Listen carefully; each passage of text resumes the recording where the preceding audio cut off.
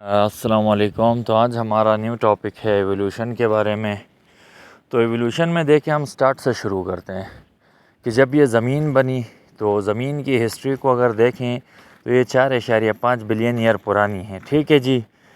और सबसे जो ओल्डेस्ट हमारे पास फॉसिल रिकॉर्ड मिला है वो 3.7 मिलियन बिलियन ईयर्स ओल्ड है। और ये बताता है कि लाइफ में ओरिजिन से ही ट्रांसफॉर्मेशन हुई, चेंजेस आई। तो ये जो वर्ड इवोल्यूशन है इसका मतलब होता है वक्त के साथ साथ चेंजेस का आना, यानी चेंज ओवर टाइम, उसको हम कहते हैं एवोल्यूशन। तो अब यहाँ कुछ हम हिस्ट्री की बात करेंगे कि जब ये ज़मीन बनी तो जो फर्स्ट ऑर्गेनिज़म इवॉल्व हुए थे वो एक प्रोकैरियोट था। प्रोकैरियोट आप स्टूडेंट्स पढ़ चुके हैं, यानी जिनमें प्रोमिनेंट न्यूक्लियस नहीं होता, मेम्ब्रेन बाउंडेड ऑर्गेनल्स नहीं होते, हेटेरोट्रॉफ होते, यानी ये अपनी खुराक दूसरों से तैयार करते थे। तो ये फर्स्ट ऑर्गेनिज़म्स थे।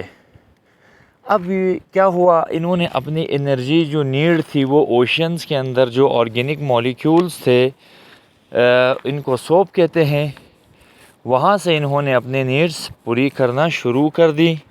फिर इन ऑर्गेनिज़म्स के अंदर एक बायोकेमिकल एवोल्यूशन हुआ, यानी कुछ ऑर्गेनिज़म्स इस काबिल हो गए कि इन्होंने जो सोलर रेडिएशंस हैं या सूरज की शुआओं के ज़रिए इन्होंने क्या किया, उनको यूज़ करके ऑर्गेनिक मैटर बनाया सेल के अंदर, यानी फूड बनाया। और इस तरह से ये ऑटोट्रॉफ बन गए। ठीक है जी, यानी ऑटोट्रॉफ कहते हैं जो अपनी खुराक ख़ुद तैयार कर सकते हैं। तो ये हेटेरोट्रॉफिक से ऑटोट्रॉफिक हो गए और इस तरह से ये एक्सटिंक्ट होने से बच गए। अब यहाँ पर इतना ज़्यादा यानी ऑर्गेनिक मैटर नहीं था जिसे सोप कहा था उनको सरवाइव करने के लिए। तो बाद में क्या हुआ कि कुछ फोटोसिंथेटिक ऑटोट्रॉफ्स आ गए। ठीक है स्टूडेंट्स, तो उन जो फोटोसिंथेटिक ऑटोट्रॉफ उन्होंने हाइड्रोजन सल्फाइड को रिड्यूस किया और कार्बन डाइऑक्साइड के अंदर और शुगर प्रोड्यूस किया। फिर लेटर ऑन कुछ साइनोबैक्टीरिया जैसे ही ऑर्गेनिज़म्स पैदा हुए, इन्होंने वाटर के यूटिलाइज़ करके ऑक्सीजन प्रोड्यूस किया, जो ऑक्सीजन आज हमारे पास है। तो अब इसकी वजह से अर्थ में फ़र्स्ट टाइम ऑक्सीजन यानी इवॉल्व हुआ। और जब इसका लेवल बढ़ता गया तो बाद में ये ओज़ोन लेयर बना, O3, यानी जो कि हमें अल्ट्रा वायलेट रेस से बचाती है, ये मज़ीद थिक हुई और इस तरह से अर्थ सरफेस में कम से कम अल्ट्रा वायलेट रेज़ आती हैं। इस तरह से पहले ऑर्गेनिज़म्स क्या हो गए भाई, ज़मीन में आए। ठीक है जी, और ये टेरेस्ट्रियल बन गए और इससे इनको यानी लाइफ गुजारने के लिए एक सक्सेसफुल स्टेबिलिटी मिली। तो ये था जी एवोल्यूशन, अर्थ में लिविंग ऑर्गेनिज़म कैसे आए। अब इसको समझाने के लिए इन्होंने कुछ थ्योरीज़ दी हैं। चलें आए तो पहली थ्योरी जो आपकी बुक में है, इंडो सिम्बियोटिक थ्योरी, उसको समझते हैं कि ये क्या कहती है कि कैसे ये एवोल्यूशन हुआ ऑर्गेनिज़म्स का। तो अब हम देखते हैं जी प्रोकैरियोट्स, जो कि हमने कहा था पहले ऑर्गेनिज़म थे जो हेटेरोट्रॉफ थे, उनसे यूकैरियोट कैसे बने। ठीक है स्टूडेंट्स, तो प्रोकैरियोट्स वर्ल्ड में यानी बहुत ज़्यादा ये रहे, बिलियन ऑफ ईयर्स इन्होंने रूल किया। और फॉसिल रिकॉर्ड्स बताते हैं कि जो यूकैरियोट्स ये 1.9 से 2.1 बिलियन ईयर्स एगो आए। डिफरेंट थ्योरीज़ हैं स्टूडेंट्स इसके बारे में पेश की गई। ठीक है ना, कि मैकेनिज़्म ऑफ एवोल्यूशन की कैसे भाई ये प्रोकैरियोट्स से यूकैरियोट्स की एवोल्यूशन हो गई प्रोकैरियोट्स से। ठीक है, और जब से ज़्यादा जो स्ट्राइकिंग वन है या जिसको थोड़ी पॉपुलैरिटी हुई, ये इंडो सिम्बियोटिक थ्योरी है। तो नीचे डायग्राम भी आप देखते जाएं स्टूडेंट्स, तो मैं आपको समझाता जाता हूँ। तो नीचे आपके पास एक प्रोटो यूकैरियोट है, यानी ये जो थ्योरी दी ये लिन मार्गुलिस ने दी है। और फर्स्ट स्टेप यहाँ पर जो बताया गया है एवोल्यूशन का वो है कि एक यूकैरियोटिक सेल सबसे पहले आकर हुआ।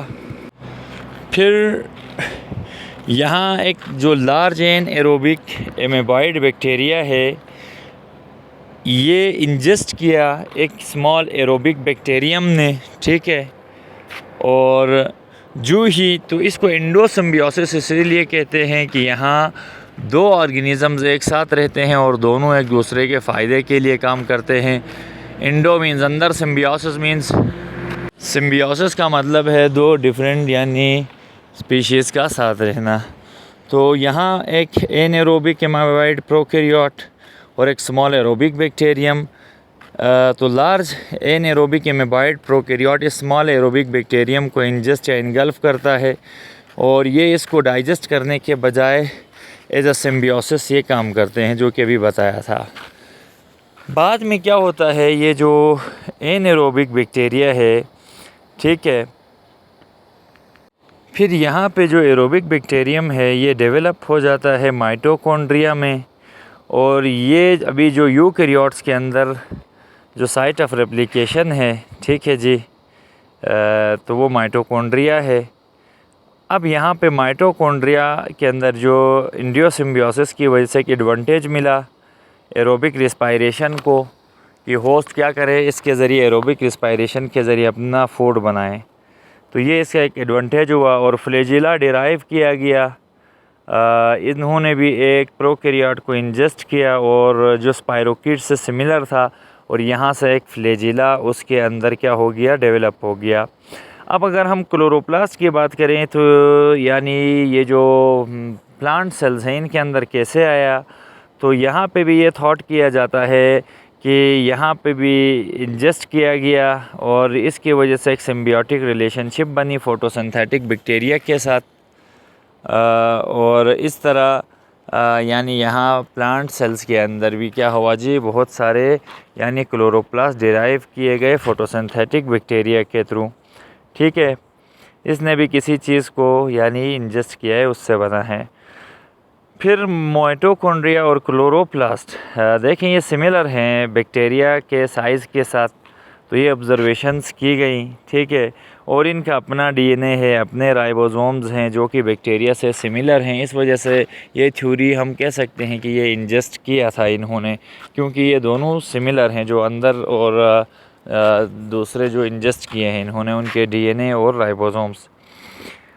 और इसके अपने कुछ एंजाइम्स भी हैं जिनके ज़रिए ये प्रोटीन्स बनाते हैं।